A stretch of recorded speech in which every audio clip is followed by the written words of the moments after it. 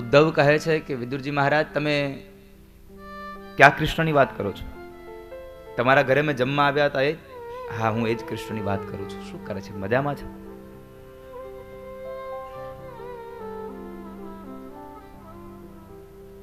ઉદ્ધવની આંખમાંથી અશ્રુ ટપક્યા છે. ઉદ્ધવની આંખ રડી અને ઉદ્ધવ એટલું જ બોલ્યા છે કે વિદુર મહારાજ, તમે જે કૃષ્ણની વાત કરો છો એ કૃષ્ણ હવે આ ધરતીમાં રહ્યા નથી. ભગવાન તો સ્વધામ ગમન થયા છે. ભગવાન સ્વધામ ગમન થયા છે.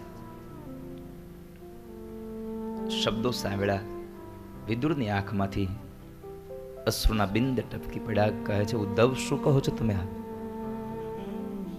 હા વિદુર મહારાજ, ભગવાન સ્વધામ ગમન થયા છે અને હું ત્યાંથી નીકળી અને સીધો જ અહીંયા પહોંચ્યો છું.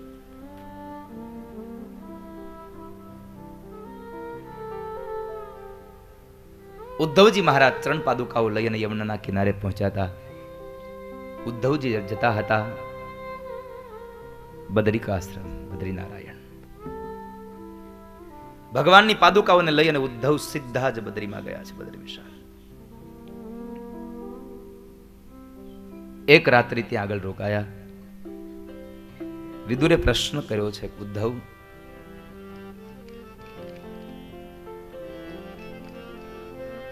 ભગવાને અંતિમ કોઈ ઉપદેશ, કોઈ સંદેશો ગાયો હોય તો મને સંભળાવો ને. તમે જુઓ, ભગવાનની ભક્તિમાં કેટલું માણસને ભાવ. એને આમ આત્મજ્ઞાન થયું કે કોઈ ભગવાને કોઈ અંતિમ ઉપદેશ કર્યો હોય તો મને સંભળાવો, મારે સાંભળવો છે. અને આમ પણ ભક્તિ યમુનાના કિનારે જ થાય, કારણ કે આધ્યાત્મિક અર્થમાં યમુના એ જ સ્વયં ભક્તિ સ્વરૂપા છે અને જ્ઞાન ગંગાના કિનારે. તમે જુઓ, જેટલી પણ કથાઓ વંચાય છે ગંગાના કિનારે વંચાય છે.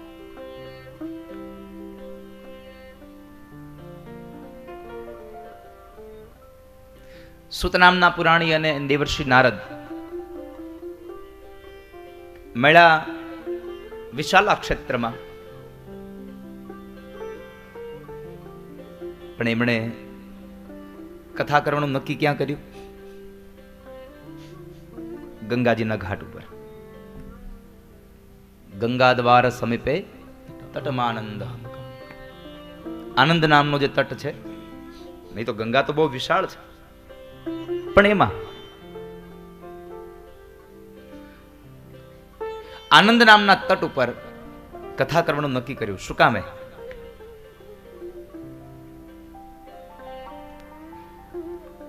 પરીક્ષિત રાજાએ પણ ગંગા કિનારે સુખદેવજી મહારાજ પાસેથી કથા સાંભળી. શું કામે?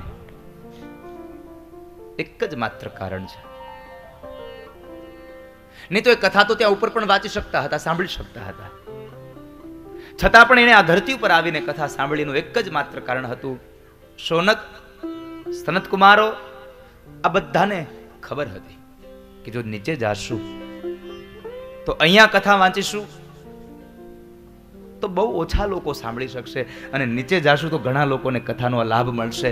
એટલા માટે ત્યારથી ચાલ્યું આવે છે કે કથા કરવી તો સંક્ષિપ્ત ન કરવી, કથા મોટી કરવી, જેટલા લોકોને વધારે લાભ મળે એવો ઉપદેશ સનત કુમારોએ આપ્યો છે દેવર્ષિ નારદ સાથે.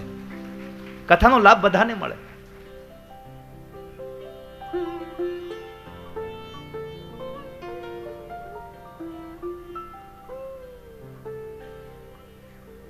કથા બધાને મળવી જોઈએ. ઉદ્ધવે કહ્યું કે વિદુરજી મહારાજ, ઉપદેશ ભગવાને આપ્યો છે પણ હું તમને નહીં કહી શકું. તમારો જો ઉપદેશ સાંભળવો હોય, સંદેશો સાંભળવો હોય તો તમે ગંગાના કિનારે જાઓ, મૈત્રી ઋષિના આશ્રમમાં. તમે મૈત્રેયના આશ્રમમાં જશો તો તમને ત્યાં આશ્રમની અંદર તમને ઉપદેશ સાંભળવા મળશે. કારણ સ્વયં ભગવાન કૃષ્ણએ મૈત્રી ઋષિને કહ્યું છે કે મૈત્રી ઋષિ જો ક્યારેય પણ સાંભળજો, જો અહીંયા ભક્તની ભગવાને કેટલી મહિમા વધારી. સ્વયં ભગવાન કૃષ્ણએ મૈત્રેય ઋષિને કહ્યું કે હે મૈત્રેય ઋષિ, ક્યારેય પણ આવનારા સમયમાં મારો ભક્ત જો વિદુરજી મહારાજ તમારી પાસે આવે તો મારો આ અંતિમ સંદેશો તમે એને સંભળાવજો. સ્વયં ભગવાન કૃષ્ણએ વિદુરની પ્રશંસા કરીને કહ્યું, મારા વિદુરને તમે આ સંદેશો આપજો. ભગવાનને પોતાના ભક્તોનું બહુ મહાત્મય છે. ભગવાન સ્વયં કહે છે, અહમ ભક્ત પરાધીન, હું મારા ભક્તોને આધીન છું, હું સ્વતંત્ર નથી. હું મારા ભક્તોને આધીન રહું છું.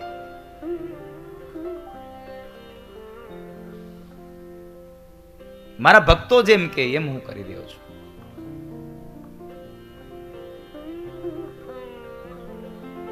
મારા ભક્તો માટે હું બધું જ કામ કરું છું. જરૂર પડે તો નરસિંહ મહેતા બનીને જાઉં છું.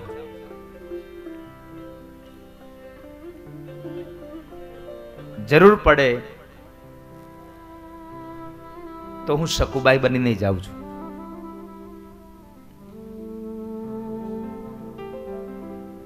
જ્યાં જ્યાં જરૂર પડી છે ત્યાં હું ગયો છું.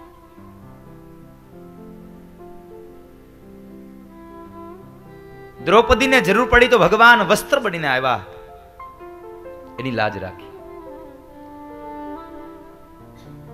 જેને પણ જરૂર પડી છે ત્યાં ગયા છે ભગવાન.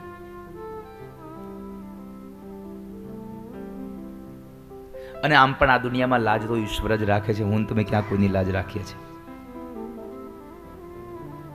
આ દુનિયામાં તમામની લાજ ઈશ્વરના હાથમાં છે, ભગવાનના હાથમાં છે. બધાની લાજ ભગવાન રાખે છે.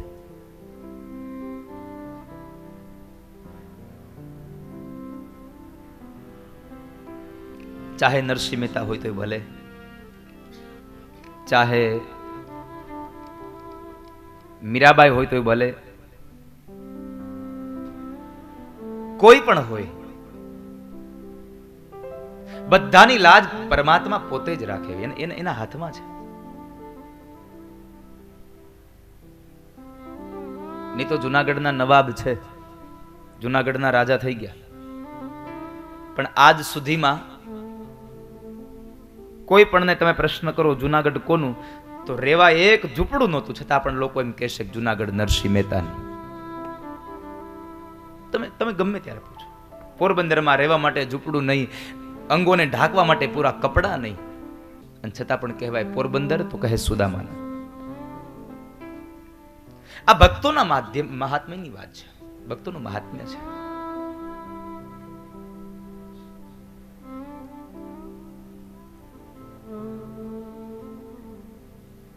તમે ગંગા કિનારે જાઓ મૈત્રેય ઋષિના આશ્રમમાં, અને એ મૈત્રેય ઋષિના આશ્રમમાં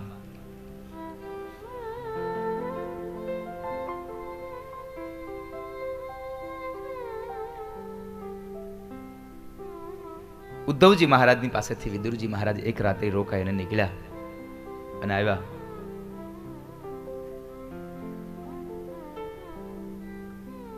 મૈત્રેય ઋષિને પ્રણામ કરી અને મૈત્રેયને કહે છે કે મહારાજ, તમને જો મારામાં યોગ્યતા, મારામાં પાત્રતા લાગતી હોય તો તમે મને ભગવાનનો સંદેશો સંભળાવો, મને ભગવાનનો ઉપદેશ સંભળાવો.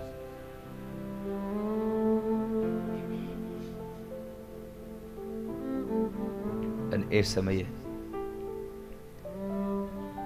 મૈત્રેય ઋષિએ ભગવાન માટે અને વિદુરને શું કહ્યું? કારણ કે વિદુરે એમ કહ્યું કે તમને મારામાં પાત્રતા લાગતી હોય તો તમે મને ભગવાનનો સંદેશો સંભળાવો. અને મૈત્રેય ઋષિ એટલું જ બોલ્યા છે કે વિદુર, જે પાત્રની ભલામણ સ્વયં ભગવાન કૃષ્ણ કરે એ પાત્રમાં શું ખામી હોય?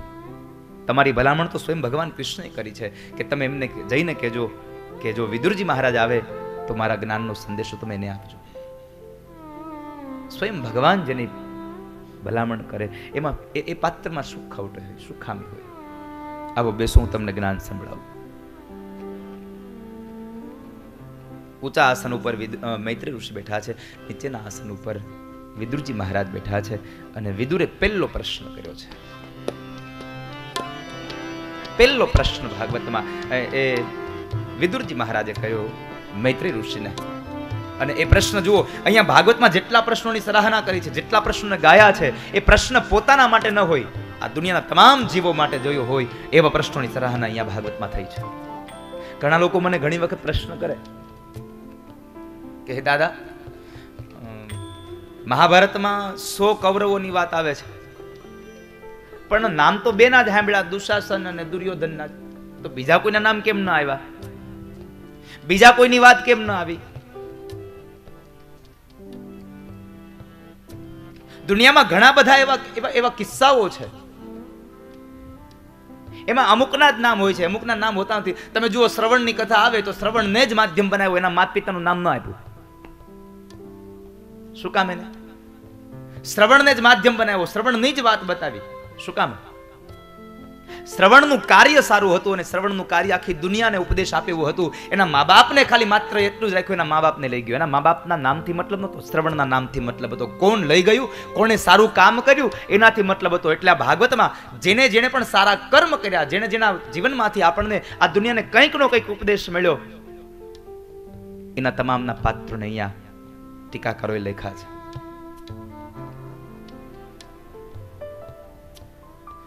એક ગામમાં 1000 લોકો રહેતા હોય, એમાંથી 2-5 જ પ્રચલિત હોય. ગામમાં 1000 માણસો હોય, એમાંથી 2-5 જણા પ્રચલિત હોય. શું કામ? એને એનું કાર્ય સારું. 2 માંથી 1 બાજુ પ્રચલિત હોય.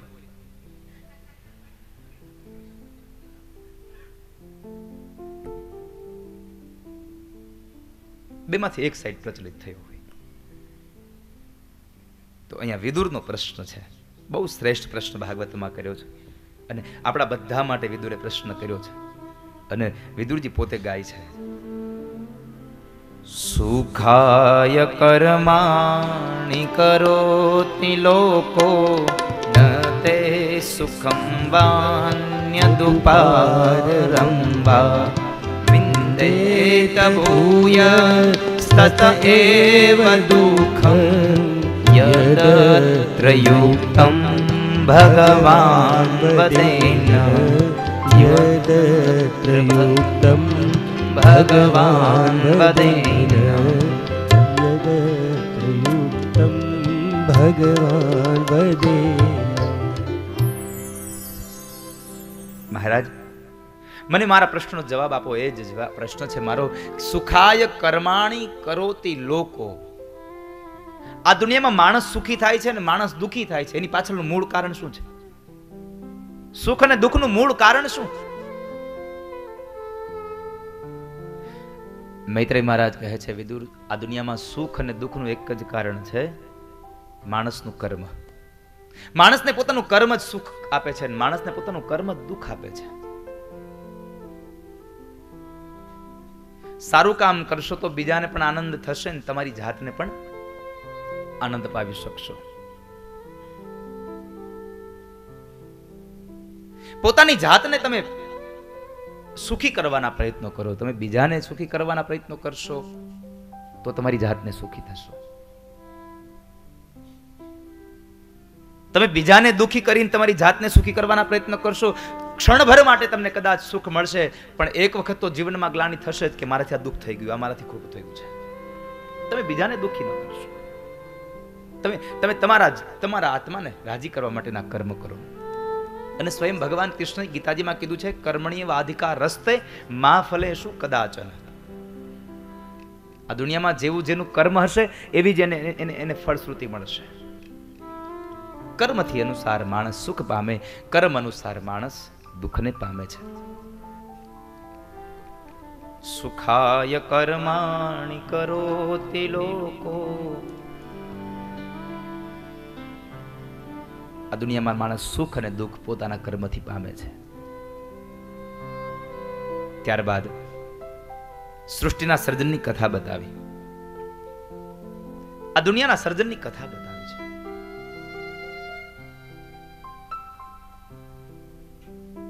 એક વખતના સમયે ભગવાન નારાયણ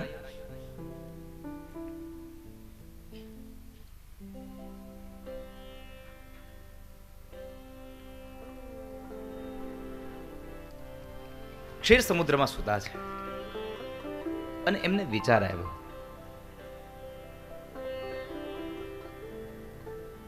કે હું એકલો અહીંયા શું કરું? હું અહીંયા એકલો શું કરીશ? અહીંયા લાવ હું એકમાંથી અનેક થાવ. જો અહીંયા ભગવાને સ્વયં કહ્યું, હું એકમાંથી અનેક થાવ. એટલે આ દુનિયાનો મહાપુરુષો કહેતા રહ્યા છે, આ દુનિયાનો એક એક અંશ, આ દુનિયાનો એક એક જીવાત્મા ભગવાનનો અંશ છે. આપણે બધા અંશ છીએ, ભગવાન સ્વયં પોતે અંશી છે. સ્વયં ભગવાન એમ કહે છે, મમૈવાંશો જીવલોકે જીવભૂત સનાતન. ગીતાજીમાં ભગવાન બોલ્યા છે, મમૈવાંશો જીવલોકે જીવભૂત સનાતન. આ દુનિયાનો જેટલો જીવાત્મા છે એ બધો જ હું છું, મારામાંથી જુદો પડ્યો છે, એ સ્વયં હું પોતે છું.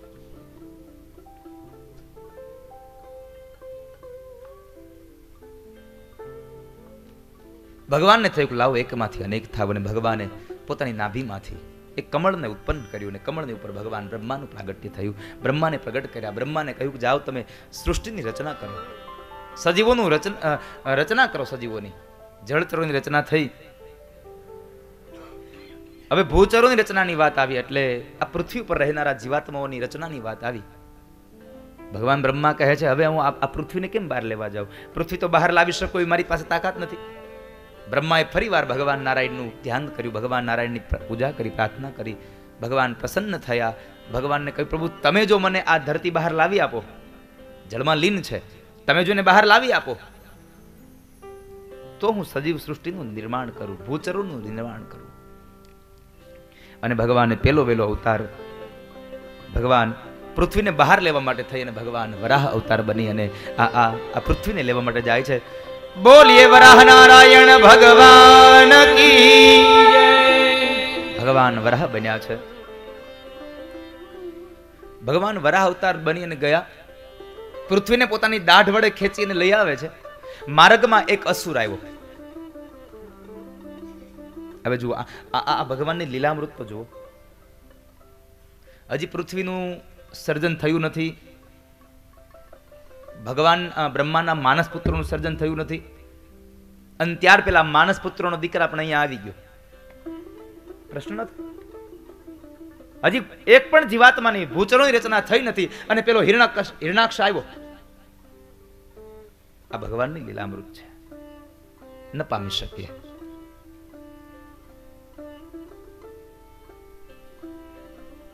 કયા યુગની વાત ને કયા યુગમાં બતાવે. પણ કારણ કે મહાપુરુષો પાસેથી મેં સાંભળ્યું છે કે યુગે યુગે વ્યાસ બદલે છે, વક્તા બદલે છે, લખક બદલે છે. તો કદાચ એને જે અનુભૂતિ થઈ હશે એમણે લખ્યું હશે. અને જેટલું પણ આ દુનિયામાં જેટલા પણ લોકો ગાય છે ને, આ ભાગવત ગાય છે, પુરાણો ગાય છે, આ પુરાણ બધા શું છે? આમાં અમારું કંઈ નથી. માત્ર ને માત્ર અમે વેદવ્યાસ મહારાજની પ્રસાદી આપ સૌને આપીએ છીએ. વ્યાસો શિષ્ટમ જગત સર્વ. અમે આ દુનિયાને વ્યાસનું હેઠું જે છે એવું બધું અમૃતનું પાન કરાવીએ છીએ. વ્યાસજીએ ગાઈ નાખ્યું 5000 વર્ષ પહેલા, લખી નાખ્યું. આ ગવાયેલું છે. તો હિરણાક્ષ નામનો અસુર આવ્યો અને ભગવાનને કહે છે, છોડી દે, ધરતી છોડી દે, આ મારી છે, આ મારી છે. ભગવાન કહે છે, હજી આને ધરતી ઉપર લઈને, આને ઉપર લઈને નથી ગયો, ત્યાં તો લોકો કહેવા માંડ્યા હોત કે મારી છે, મારી છે. અને આપણે કહીએ છીએ ને, અહીંયા ઉભા રહ્યો, સામે શેઠું દેખાય ત્યાં સુધી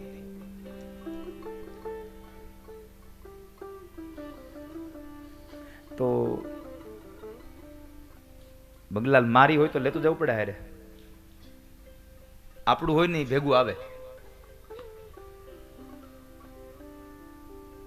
આપણું અહીંયા કશું જ નથી સાહેબ. આ બધું ભગવાને માત્ર આપણને ભાડે આપ્યું છે, અને તોય દુઃખી થાય છે. તમારું દુઃખી થવાનું મૂળ કારણ છે તમે માલિક બનીને બેઠા છો એટલા માટે. તમે માલિક ન બનો, તમે દાસ બનો.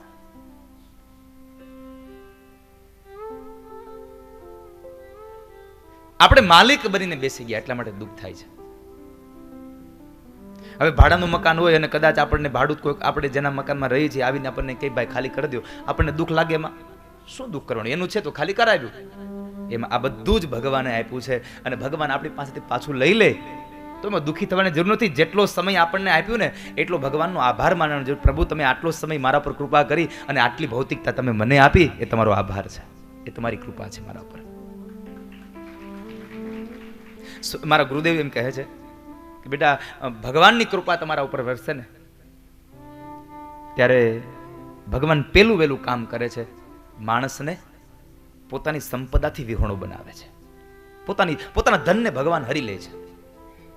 એટલે સમજવાનું કે ભગવાનની અતિ કૃપા મારા ઉપર વરસી છે. કારણ જ્યારે ધન જતું રહેશે ને ત્યારે ભગવાન એટલો ભજાશે ને એવો ધનમાં નહીં બજાય. અને જ્યારે ધન વધી જાય ને પછી ભગવાન ધનવાળો માણસ તો આ દુનિયાના માણસો નથી ગણતો. ભગવાન એમ કહે છે માણસો ન ગણત કાંઈ નહીં, ધનવાળો તો મને નથી પૂછતો, મને નથી ગણતો, મારામાં નથી ભાવ રાખતો પૈસા વધે એટલે પછી ભગવાન કહે છે કે મારામાં ભાવ રાખવાનું બંધ થાય ને પછી એને જ્યારે મારી તરફ લઈ આવો ત્યારે એક જ વસ્તુ કરું, એની સંપદાને હરી લઉં છું. અને જ્યારે સંપદા હરાઈ જાય ત્યારે ભગવાનમાં એનો પ્રેમ જાગી જાય છે. પ્રભુ હવે તને મને પ્રેમ થયો,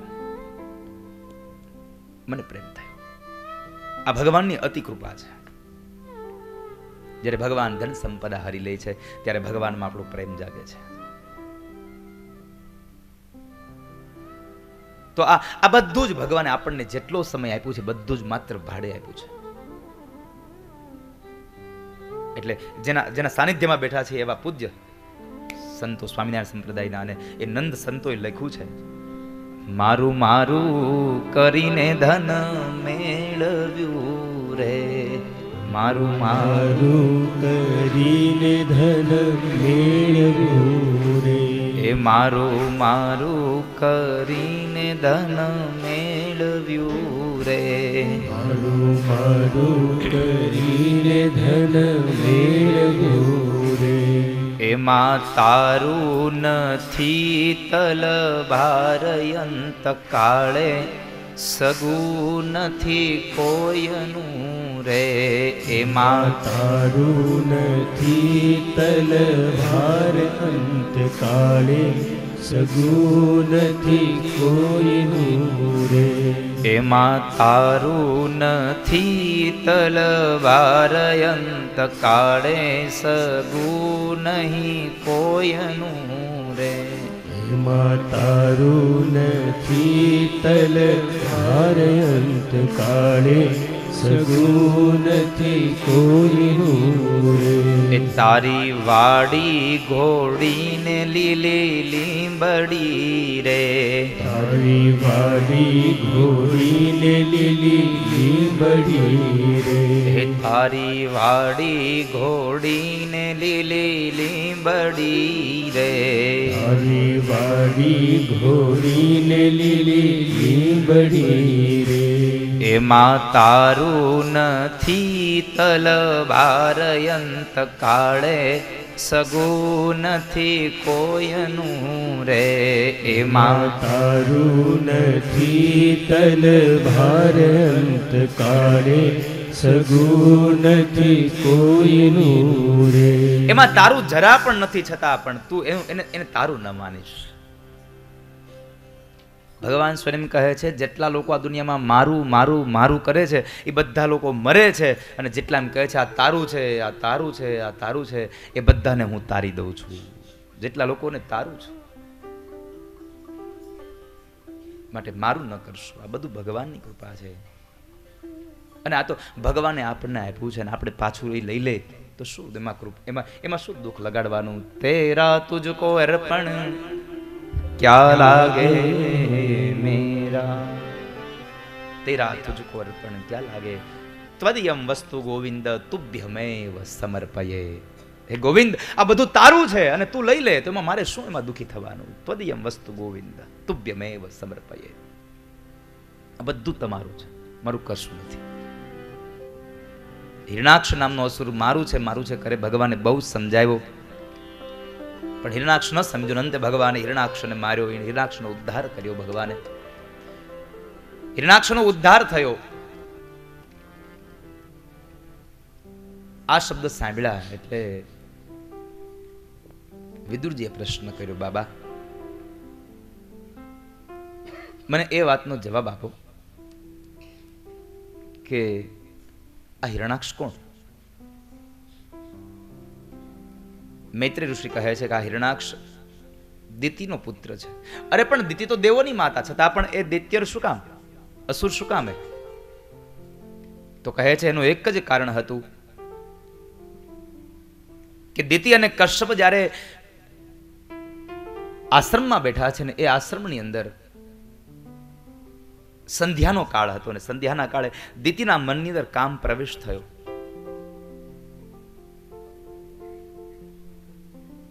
જ્યારે દિતિના મનમાં કામ પ્રવેશ થયો એટલે દિતિએ કામને ભોગવવાની એક વાત કરી, પણ એ સમયે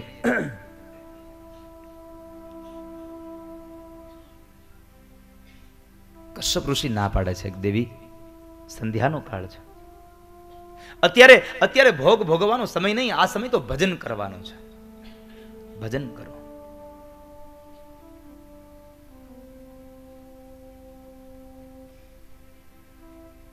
છતાં પણ દીતિ ન માન્યા, એને કામને ભોગવો. મેં ગઈકાલે વાત કરી હતી કે આપણે સંધ્યાનો સમય ભજનનો કાળ છે, ભોગને ભોગવવાનો કાળ નથી, આ ભજન કરવાનો સમય છે. કારણ કે સંધ્યાના સમયે બે વસ્તુ, બે દેવતાઓ દુર્બળ બન્યા હોય છે, મનના દેવ ચંદ્રમા અને બુદ્ધિના દેવ ભગવાન સૂર્યનારાયણ. સૂર્ય અસ્તાચલ તરફ જાય અને ચંદ્ર ઉદિત તરફ જતા હોય. નાનું બાળક હોય તો એમાં પણ તાકાત ઓછી હોય, અને માણસ વૃદ્ધ બને તો એમાં પણ તાકાત ઓછી હોય. એટલા માટે આ સમયે આપણા મનને અન્યત્ર ન જવા દઈએ, ભગવાનમય બનાવીએ, જેથી કરી વિકારો મનમાં ન આવે અને પાપ કંઈ ન થઈ જાય. એટલા માટે સંધ્યાનો સમય ભોજનનો નહીં, ભોગનો નહીં, ભજનનો કાળ છે. ભગવાનનું ભજન કરો, ભગવાનના ભજન થકી તમે આગળ જશો.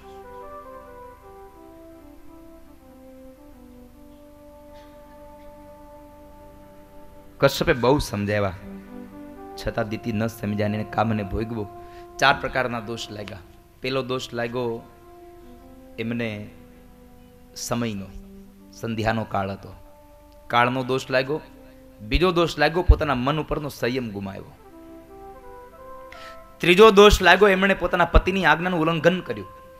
અને ચોથો દોષ, સંધ્યાના સમયે ભગવાન શિવ અને માં ભવાની વિચરણ કરવા માટે નીકળે છે, અને જ્યારે વિચરણ કરવા માટે નીકળ્યા છે તો શિવ અને ભવાનીનો પણ અપરાધ થયો. આ 4 અપરાધને લઈ અને દિતિના ઉદરમાં જે બાળકો આવ્યા એ બાળકો અસુર બન્યા છે. કશ્યપે કહ્યું કે દેવી, સંધ્યાના સમય તમે ભગવાનને ભોગવો છે, તમે મારી વાત માન્યા નથી, એટલે હું તમને કહું છું કે જાઓ, તમારા ઉદરમાં જે બાળકો આવશે એ બાળકો અસુર યોનિના થશે. દિતિ ક્ષમા માગે છે, પ્રભુ મને માફ કરી દો, પણ મારા ઉદરમાંથી બાળકો જન્મે, અસુર ન જન્મે એવી કરો કંઈ.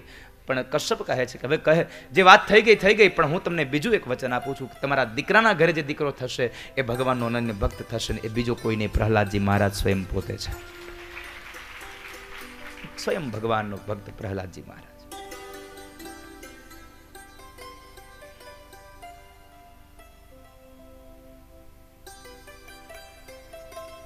તો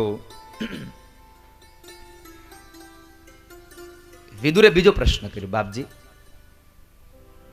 આ 2 બાળકો જે આવ્યા દિતિના ઉદરમાંથી, હિરણાક્ષ અને હિરણ્યકશ્યપુ, આ કોણ? હિરણાક્ષ અને હિરણ્યકશ્યપુ કોણ? તો કહે છે ભગવાન નારાયણના 2 દ્વારપાળ, જય અને વિજય. અરે ભગવાનના દ્વારપાળ જય અને વિજય, અને એને આ રાક્ષસ થવું પડ્યું શું કામે?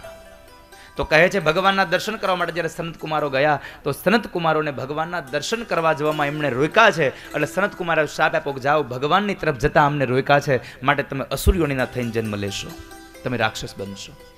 ભગવાન પાસે જતા હોય ને એને રોકવા નહીં. કોઈ સત્સંગમાં જતો હોય ને તો એને એમ ન કે હવે બેહીને કાલ જાશું. કથા તો બહુ સાંભળી. અને બીજી વાત, અસુરોની માથા ઉપર કઈ શિંગડા હોય, એને 2-4 વધારે પૂંછડા હોય, આવું કઈ હોય નહીં. માણસ એના સ્વભાવથી અસુર બને છે, અને માણસ એના સ્વભાવથી જ દેવ બને છે. સજ્જન અને દુર્જન એના સ્વભાવથી જ બનાય છે. બધા જ લોકો આમ ચાલ્યા આવતા હોય અને એમાંથી બધાએ કપડા સરખા પહેર્યા હોય, બધાના ઢંગ સરખા હોય, પણ ખબર કેમ પડે કે આમાંથી દુર્જન કોણ અને સજ્જન કોણ? તો મીરાબાઈ એક પદ બહુ સુંદર લખ્યું છે, પેલો સજ્જન ને દુર્જન રે એ રંગે રૂપે એક છે હો જી. પેલો સજ્જન ને દુર્જન રે એક સજ્જન છે, એક દુર્જન છે. તમે જો તો બે હાથ બે પગ એવા જ કપડા. અમુક અમુક તો દુર્જનો ક્યારેક હારા હારા કપડા પહેરતા હોય, આપણને થાય કે સજ્જન છે. પેલો સજ્જન ને દુર્જન રે રંગે રૂપે એક છે. તો હવે ખબર કેમ પડે આ સજ્જન છે આ દુર્જન છે?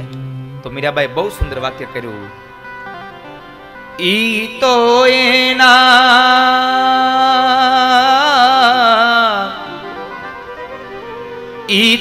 એના સ્વભાવથી ઓળખાય રે. તારા આત્માને ઓળખ્યા વિના રે આ ભવના ફેરા. જ્યાં સુધી તારા આત્માને નહીં ઓળખે, જ્યાં સુધી એનો સ્વભાવ નહીં ખબર પડે, ત્યાં સુધી નહીં સમજાય આ કોણ સજ્જન અને કોણ દુર્જન. એક સજ્જન એક દુર્જન છે. કાગડો ને કોયલ બે કાળા છે, પણ ખબર ક્યારે પડે? બોલે તે ખબર પડે કે આ કોયલ છે ને આ કાગડો છે. એમ આ શું કામે થયા? તો કહે છે ભગવાન પાસે જતા હતા સંત કુમારોને રોઈકા છે. એટલે આપણે નક્કી કરવું, આપણે કથામાં ન જવું હોય તો કાંઈ નહીં, આપણે કથા મંડપમાં ન હોય તો કાંઈ નહીં, આપણે કોઈને ખુરશી ઢવડી ન દેવી, લઈ બેહીની ભાઈ અહીંયા પછી જવું. સમજાય છે મારી વાત?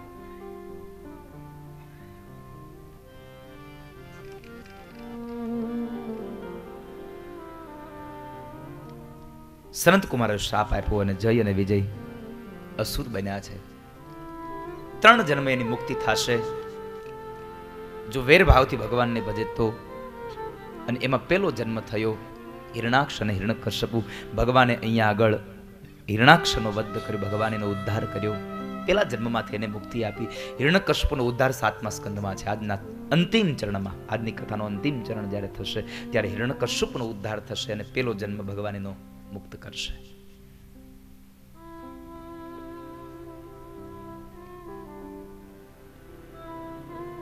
સનત કુમારના શાપિતથી લઈ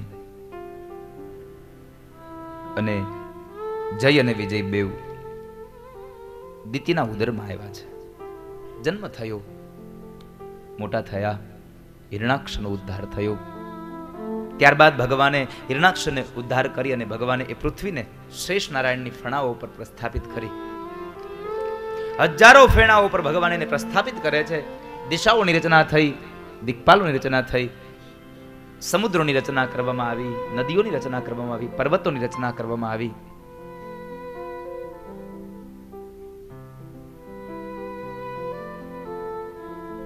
અને જંગલોની રચના થઈ. અને એ જ્યારે પૃથ્વીની ઉપર ભગવાન બ્રહ્માએ માનસ પુત્રોની રચના કરી, માનસ પુત્રોએ જ્યારે સંસાર ન સ્વીકાર્યો અને ફરીવાર એ બ્રહ્માજીએ વળી પાછા એક સ્ત્રી અને એક પુરુષનું જોડલું ઉત્પન્ન કર્યું. અને એ સ્ત્રી અને પુરુષ એટલે મનુ મહારાજ અને શત્રુપા રાણી. એમને કહ્યું કે જાઓ તમે સંસારને ચલાવો.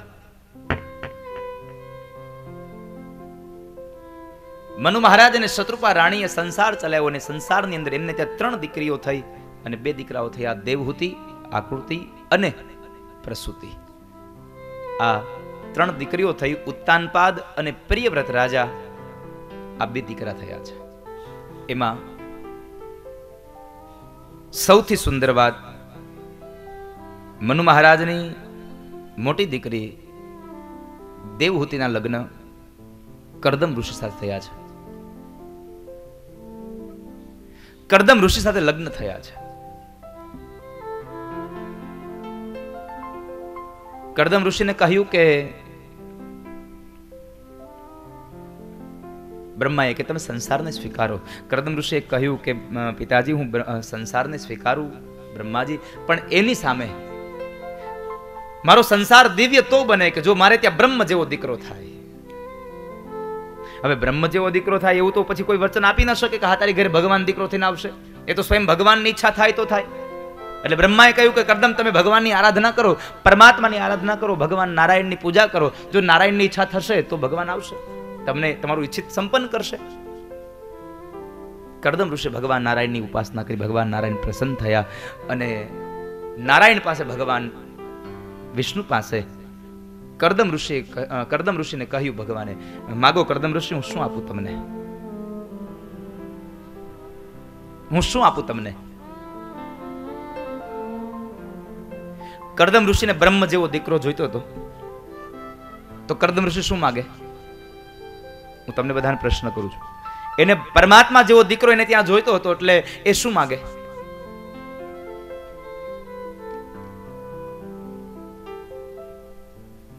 ફરી વાર પૂછું તમને, એ શું માગે? બ્રહ્મ જેવો દીકરો જોઈતો હોય તો શું માગે? બ્રહ્મ જેવો દીકરો થાય મારે ત્યાં, એવું જ માગે ને. ભાગવતમાં ઊંધું કીધું છે. ભાગવતમાં શું કહ્યું છે? મારે ત્યાં બ્રહ્મ જેવો દીકરો નહીં, મને સારી સ્ત્રી આપો. કારણ ધરાવીન ધાન નીપજે, કુલવીન મારું ન હોય, જે સલ જખરો નીપજે, જેની માં હો થલ પદમની હોય. જેની માં સારી હોય એને ત્યાં દીકરો સારો થાય. સાહેબ મને સારી સ્ત્રી આપો, મને સારી પત્ની આપો. પત્નીને માગી છે, દીકરોને માગ્યો. ભગવાન તો બધાના અંતર્યામી છે, બધાના અંદરની વાત જાણતા હોય. ભગવાન સમજી ગયા હતા. ભગવાને વચન આપ્યું છે કે તમારે ત્યાં આજથી ત્રીજા દિવસે એક રથ આવશે ને રથની અંદર મનુ મહારાજ અને શત્રુપા રાણી પોતાની દીકરી દેવહૂતિને લઈને આવશે અને તમે એની સાથે વિવાહ કરજો, તમે એનો હાથ ગ્રહણ કરજો અને હું તમારે ત્યાં દીકરો બનીને આવીશ. ભગવાને સ્વયં કહ્યું, હું તમારે ત્યાં દીકરો બનીને આવીશ. ધરાવીન ધાન ન નીપજે, કુલવીન મારું ન હોય. જો ધરતી જ ન હોય તો આ અનાજ ક્યાંથી નીપજે? એમ સારી માં ન હોય તો સારો દીકરો ન મળે. જીજાબાઈ ન હોય તો પછી શિવાજી ન મળે. દીકરાને કેવા દીકરાને જન્મ આપો ને, એની તમામ જવાબદારી માના હાથમાં છે. એની માં નક્કી કરે છે મારો દીકરો કેવો થાય. ગર્ભમાં હોય ત્યાંથી એના સંસ્કારોનું સિંચન થતું હોય. તમે જુઓ, ધુંધુકારી હતો, એની માના વિચારો જેવા હતા એવા જ એનામાં આવ્યા. એ જગ્યાએ પ્રહલાદજી મહારાજ કયાધુના ઉદરમાં હતા, પણ પ્રહલાદજી મહારાજ કયાધુના ઉદરમાં હતા. કયાધુએ ભગવાનની ભક્તિ કરી એ સમયે જ્યારે ઉદરમાં બાળક હતું તો પ્રહલાદજી ભગવાનના ભક્ત થઈને જન્મ્યા. ઉદરમાં જ્યારે બાળક હોય છે ત્યારે માનું ચારિત્ર કેવું હોય છે, માં એનો વ્યવહાર કેવો રાખે છે, એના ઉપર એનો દીકરો પ્રગટ થાય છે, એવો જન્મે છે.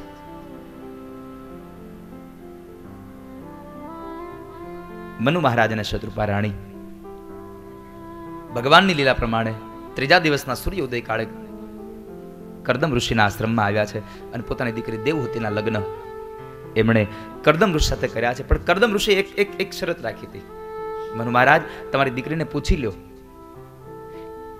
મારા સંસારમાં એક દીકરો થશે, સંસાર છોડી દઈશ, પછી સંસાર નહીં ચલાવું. પછી એમ ન કહેતા સંસારને ચલાવવાની જો તમારામાં તાકાત ન હતી તો માંડો જ હું કામ. સીધી વાત છે ને.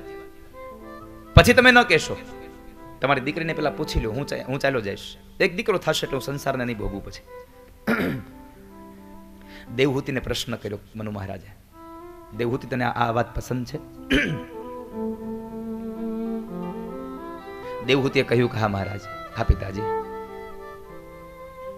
કરદમ ઋષિ જેવા જો મને પતિ મળતા હોય, જ્ઞાની પતિ મળતો હોય તો મને આ વાત મંજૂર છે. ભલે એ એક સંતાન થયા પછી, ભલે એ દીકરો થયા પછી, ભલે સંસારને છોડી દે, મને જો આવો પતિ મળતો હોય તો મને એની સાથે પરણાવી દો. અને દેવહૂતિના લગ્ન કરદમ ઋષિ સાથે થયા છે. કન્યાદાનમાં ખૂબ દાયજો આપ્યો, પણ અનેક દાયજાની હારે હારે મનુ મહારાજ અને શત્રુપા રાણીએ પોતાની દીકરીને એક જ વાત કહી છે કે તારા તમામ ધનમાં સૌથી જો કોઈ ઊંચું ધન હોય તારા માટે તો તારો પતિ છે, અને તારા પતિની સેવા એ જ તારી પરમ સેવા હોય છે. એની સેવા કરજો. દીકરીને તમે દાયજો આપો ને તો એની સાથે સંસ્કાર પણ આપજો, સંસ્કારનો દાયજો આપજો. સંસ્કારનો દાયજો આપજો. અને મનુ મહારાજને શત્રુપારાને દેવહૂતિનો હાથ આપી અને નીકળી જાય છે. સ્ત્રીનો ધર્મ શું છે? રામચરિત માનસ બહુ સુંદર કહે છે. ઉત્તમ કે યસ બસ મન માહી, સપને આન પુરુષ જગ નાહી. મધ્યમ પરપતિ દેખઈ કેસે, ભ્રાતા પિતા પુત્ર નિજ જૈસે. સ્ત્રીને શું સમજવું પુરુષમાં? જો પોતાની ઉંમરથી નાનો હોય તો પોતાનો દીકરો જોવો, પોતાની ઉંમરનો જ હોય તો પોતાનો ભાઈ જોવો, અને પોતાનાથી મોટો હોય તો એની અંદર પોતાના બાપનું દર્શન કરવું. પોતાના પતિ સિવાયના જેટલા પુરુષો છે એમાં કાં તો ભાઈ, કાં તો એનો દીકરો, અને કાં તો પોતાનો બાપ, આ ત્રણ તરીકે દર્શન કરીને પોતાના પતિની સેવા કરે તો ભગવાનની સેવાનો સ્વીકાર કરે છે. એમાં સંશય નથી. એક જ માત્ર સ્ત્રીનો ધર્મ છે, મારો પતિ સેવા. એક ही धर्म एक व्रत ने काय वचन मन पति पद प्रेमा. काय वचन मन पति पद प्रेमा. અને પોતાના પતિની સેવા કરે છે દેવહૂતિ. સંસાર ધીમે ધીમે આગળ ચાલ્યો, પોતાનું શરીર સૂકવી નાખ્યું દેવહૂતિએ. અને ત્યારબાદ સૌ પ્રથમ એના સંસારમાં 9 કન્યાઓ થાય છે. 9 કન્યાઓ થઈ અને 9 કન્યાઓ પછી પણ સંસાર આગળ ચાલ્યો. અને એ સંસારમાં 9મી કન્યા પછી, આ 9 કન્યા એટલે આધ્યાત્મિક અર્થમાં નવધા ભક્તિ છે. નવધા ભક્તિ હોય ત્યાં ભગવાન આવે આવે ને આવે, એમાં કોઈ સંશય નથી. એટલે નવધા ભક્તિ થઈ, 9 પ્રકારની ભક્તિ, એ નવધા ભક્તિ કરી. એ નવધા ભક્તિના રૂપમાં દીકરીઓ પ્રગટ થઈ, 9 દીકરીઓ પ્રગટ થઈ. અને એના પછીના સમયમાં સમયાંતર વ્યતીત થયો અને કહેવાય છે કે દેવહૂતિના ઉદરમાંથી જાણે એક કાચમાંથી અગ્નિ પ્રગટે, એમ ભગવાન કપિલ નારાયણનું પ્રાગટ થયું. બોલીએ કપિલ નારાયણ ભગવાન કી જય. દીકરા સ્વરૂપે કપિલ નારાયણ ભગવાન પ્રગટ થયા. થોડો સમય વ્યતીત થયો, કરદમ ઋષિ પોતાના શરત પ્રમાણે સંસારને છોડીને ચાલ્યા જાય છે. આ બાજુ દીકરો મા પાસે રહે છે. પણ બન્યું છે એવું કે ભગવાને માતાને માધ્યમ બનાવી અને સાંખ્ય શાસ્ત્રનો ઉપદેશ આપે છે. ભગવાન જ્ઞાની છે. અહીંયા એક વાતનો ખૂબ સુંદર ઉદ્ભવ કર્યો, અહીંયા ઉપદેશ આપ્યો કે તમારે જેની પાસે જ્ઞાન લેવું છે ને એની ઉંમર ન જોવી. જ્ઞાનમાં જો સારો માણસ ઊંચો હોય, કોઈ માણસ પાસે જ્ઞાન વધારે છે, તો તમારો દીકરો હોય તોય ભલે, અને તમારી પાસે કદાચ ઉંમરમાં સાવ નાનો હોય તોય ભલે, પણ તમારે એની પાસે જ્ઞાન લેવામાં વાંધો નહીં, જો જ્ઞાની હોય તો. અહીંયા માતા દેવહૂતિએ ભગવાન પાસેથી પોતાનો દીકરો છે, છતાં પણ એને માધ્યમ બનાવીને પોતે જ્ઞાનનો સ્વીકાર કર્યો છે. ભગવાનને પ્રશ્ન કર્યો માતા દેવહૂતિએ, બહુ સુંદર પ્રશ્ન કર્યો છે. તંત્વાગતાહં શરણં શરણ્યં સ્વભૃત્ય સંસારતરો કુઠારં જિજ્ઞાસયાહં પ્રકૃતે પુરુષ नमामि सद्धर्मविदां वरिष्ठं. नमामि सद्धर्मविदां वरिष्ठं. नमामि सद्धर्मविदां वरिष्ठं. નમામિ સદ્ધર્મવિદાં વરિષ્ઠમ.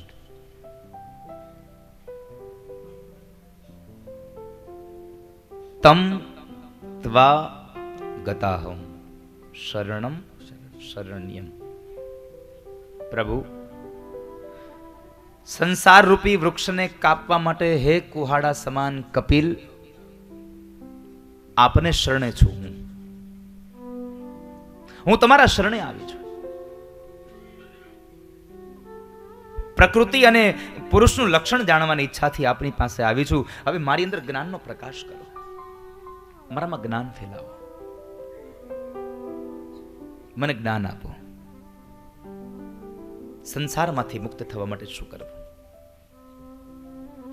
માં, આ પ્રકૃતિને જાણવાની મારી જિજ્ઞાસા છે, મને જણાવો.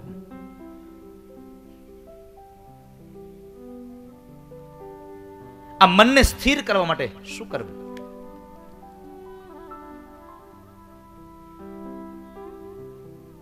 ચંચળ મનને એનો નિગ્રહ કરતા શીખડાવે એનું નામ કપિલ. પોતાના મનનો નિગ્રહ કરાવે એનું નામ છે કપિલ. માં, મનને નિગ્રહ કરો, મનને કેન્દ્રિત કરો, મનને તમારા સંયમમાં રાખો. અને મનને સંયમ રાખવા માટે બીજું કોઈ શ્રેષ્ઠ સાધન નથી, એકમાત્ર યોગ. યોગ આધ્યાત્મિક પૂસામ મતો નિહ શ્રેયસાયમે અત્યંતો પરતીર્યત્ર દુઃખસ્ય ચ સુખસ્ય ચ. મનથી માણસ દુઃખી થાય છે અને મનથી જ માણસ સુખી થાય છે. પોતે એમ માને કે હું સુખી છું તો સુખી છે, અને માણસ એમ માને કે હું દુઃખી છું તો દુઃખી છે. હવે અબજો રૂપિયાની સંપદા હોય છતાં એમ કહે કે હું દુઃખી છું તો દુઃખી છે. ભાઈ, તું પોતાની જાતે જ માણસ સુખી પામે, પોતાની જાતે જ માણસ દુઃખ પામે. જે મળ્યું છે એમાં સુખ માને તો બહુ થઈ ગયું છે. ભગવાન જે કંઈ આપે છે, ભગવાન જે કંઈ નિર્માણ કરે છે, એમાં તું સંતોષ રાખ તો તને સુખ મળશે. સંતોષ નહીં રાખે તો તું દુઃખી થઈશ.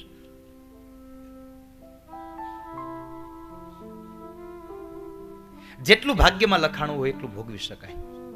તમે લાખો પ્રયત્નો કરો, કઈ ન કરી શકો. લાખો પ્રયત્ન કરવાથી પણ કશું ન મળે, કેવળ હરિકૃપાથી મળતું હોય છે.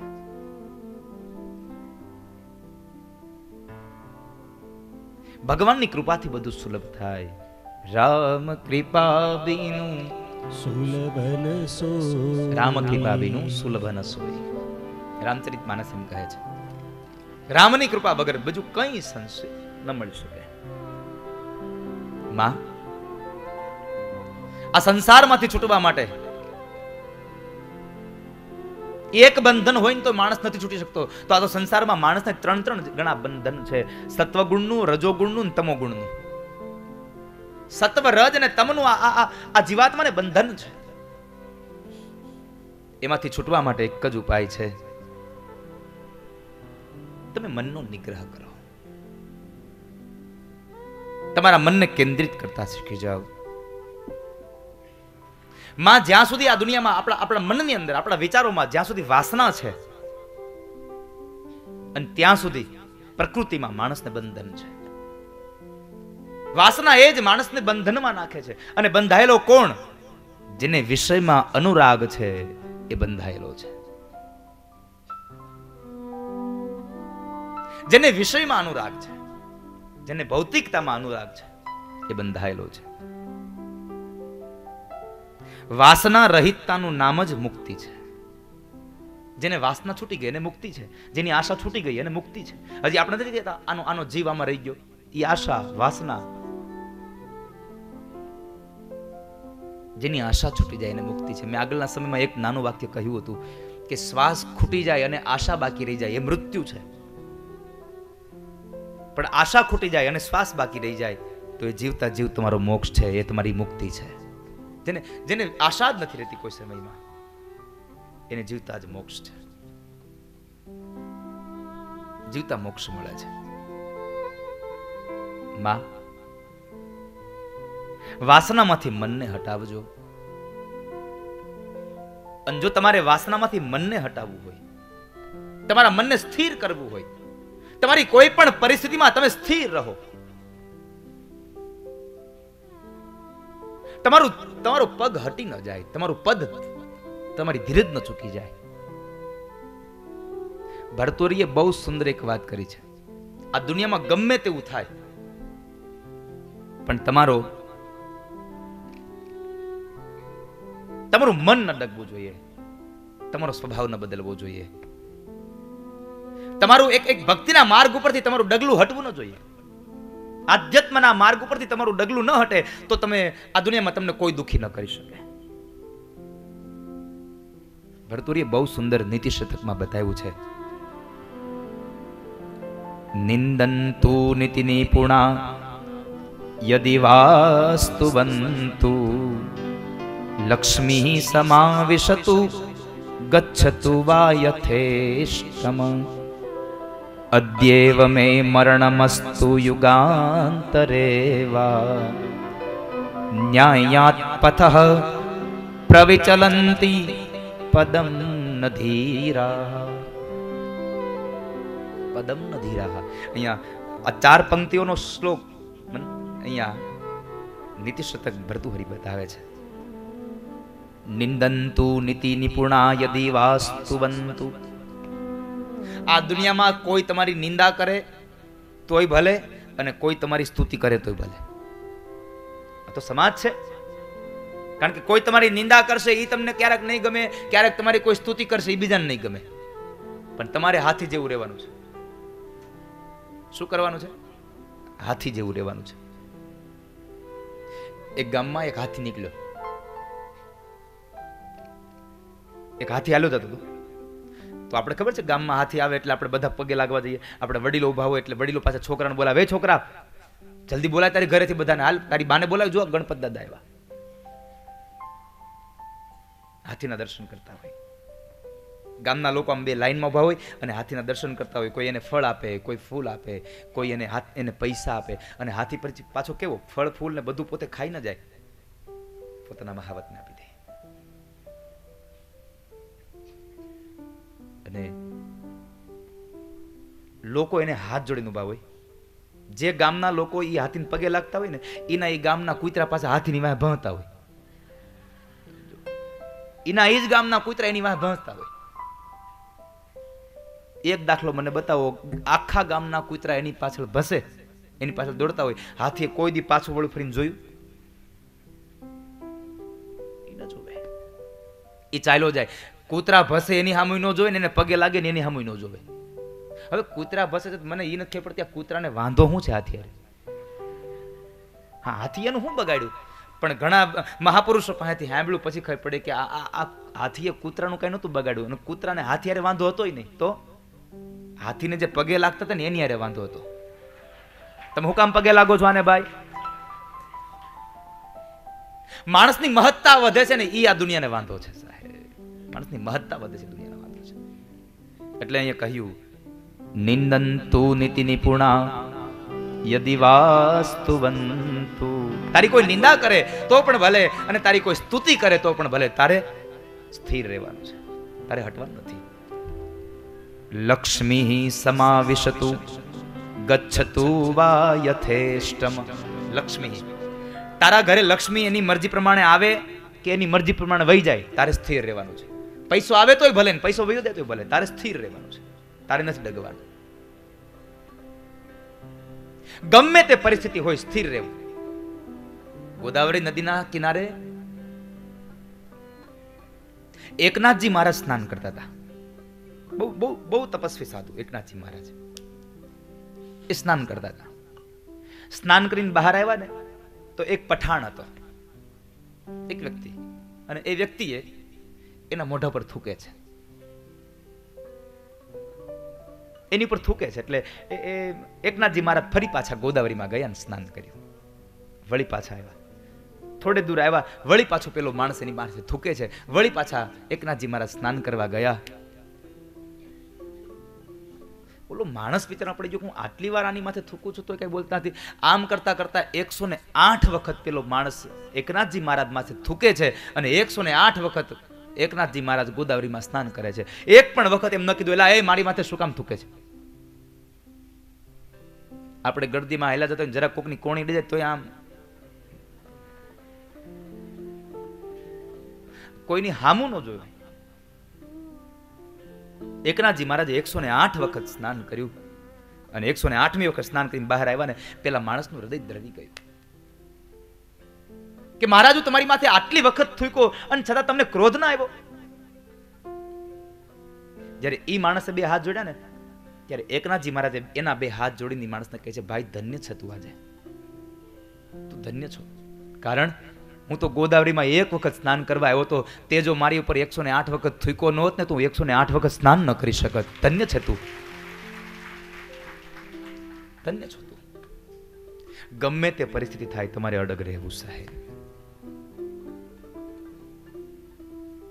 તમારે તમારો સ્વભાવ ન છોડવો, સાધુનો સ્વભાવ ન છોડે, માણસનો સ્વભાવ ન છોડે.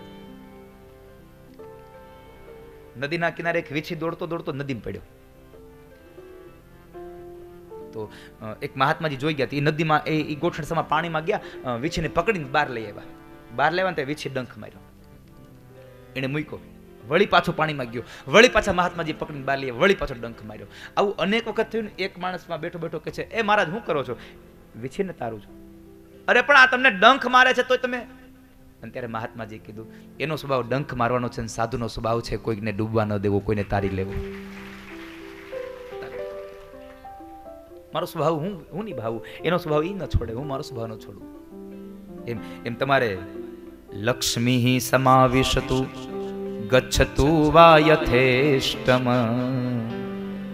અદ્યેવ મે મરણમસ્તુ યુગાંતરે વા. હું કાલ નહીં, હું આજ જ કેમ ન મરી જાઉં? હું ભલે આજ મરી જાઉં અને કદાચ આજ ન મરું, હું યુગો સુધી જીવું, પણ મારા સ્વભાવમાં ફેર ન પડે. અદ્યેવ મે મરણમસ્તુ યુગાંતરે વા ન્યાયાત પથઃ પ્રવિચલંતી પદમ ન ધીરા. મારો પગ ન હટે આ ધર્મના માર્ગ પરથી. અને જ્યારે આવો પણ ધીર પુરુષોનો જ્યારે ન્યાયના માર્ગમાંથી પગ નહીં હટે ને, ત્યારે આ દુનિયાનું કશું જ નહીં બગાડી શકે સાહેબ. આ ભર્તૃહરિએ એના નીતિ શતકમાં લખ્યું છે, બહુ સુંદર. એટલે માં તમારે સાધુનો સંગ કરવો. સાધુ કોણ? જેનો સ્વભાવ, જેની આંખમાં કરુણા ભરી છે. અને ભગવાન ભાગવત બોલે છે, તિતિક્ષવઃ કારુણિકા સુહદઃ સર્વદેહિના અજાત શત્રવઃ શાંતાઃ સાધવઃ સાધુભૂષણ. સાધવઃ સાધુભૂષણ. સાધુ પુરુષનો જે એનો જે સ્વભાવ છે એ ન છોડે, એ સાધુ છે. માં જેની આંખમાં તિતિક્ષા ભરી છે, જેની આંખમાં કરુણા ભરી છે, જેની આંખમાં લાગણી ભરી છે, જેની આંખમાં પ્રેમ ભર્યો છે,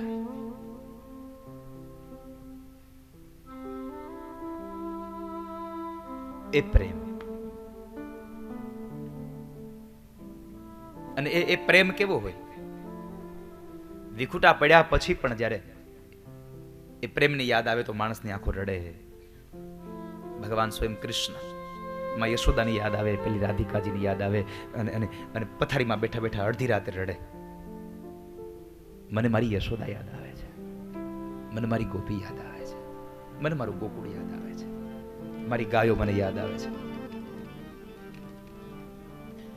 મને યાદ આવે બધા. અને જ્યારે જ્યારે ભગવાનને યાદ આવ્યા ત્યારે ત્યારે પરમાત્મા રડ્યા છે.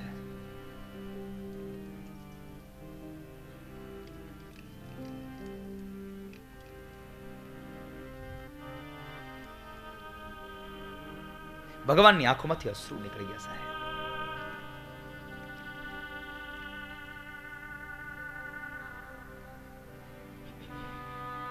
ભગવાન પોતાની જ જાતે જ્યારે માની એ બાળ લીલાઓની કથાઓને સાંભળે તો ભગવાનની પોતાની સ્વયં આંખો એકદમ મોટી થઈ જાય. તમને ખબર છે, જગન્નાથ ભગવાનના આ મંદિરમાં ભગવાનની જે મૂર્તિ છે એમાં તમે જુઓ, ભગવાનની આંખો કેવડી કેવડી છે, કેવડી મોટી મોટી આંખો છે. આનું મૂળ કારણ શું છે? સ્કંદ પુરાણની કથા છે. દંતકથાઓ, લોકકથાઓ તો ઘણી બધી છે કે ભગવાનનું. મેં ગઈકાલે તમને એક વાત યાદ કરાવી હતી, ખબર છે કે પ્રભાસ ક્ષેત્રમાં ભગવાનના એ પંચમહાભૂતના શરીરને અગ્નિનો દાહ દીધો અને એમાંથી ભગવાનનું અડધું શરીર ન બળ્યું અને એ તણાતું અહીંયા આવ્યું ને એમાંથી પછી ભગવાનની આ મૂર્તિ એ બની. પણ સ્કંદ પુરાણની એક કથા છે, પ્રમાણભૂત કથા છે. સ્કંદ પુરાણમાં ભગવાનની અહીંયા આમ તમે જુઓ તો ભગવાનના હાથ બન્યા, કાંડા ન બન્યા. ભગવાનના ઉદરનો નીચેનો ભાગ ન બન્યો. આંખો કેવડી કેવડી છે.